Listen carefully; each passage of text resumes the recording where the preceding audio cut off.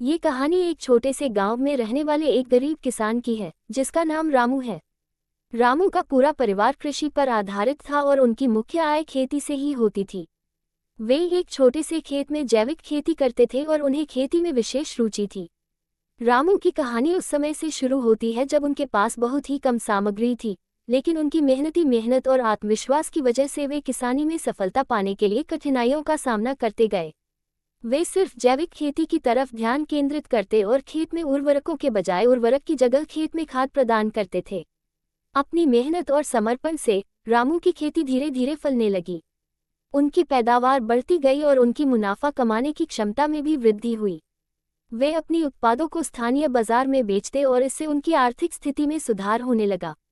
रामू की सफलता उनके परिश्रम, संघर्ष और सहनशीलता की कहानी है। उन्होंने कभी हार नहीं मानी और हमेशा आगे बढ़ने का प्रयास किया। उनकी कहानी गांव के लोगों के लिए प्रेरणास्रोत बनी और उन्होंने दिखाया कि छोटे सपनों को हकीकत में बदलने का सबसे महत्वपूर्ण कदम है मेहनत और संघर्ष। इस कहानी से हमें ये सीखने को मिलता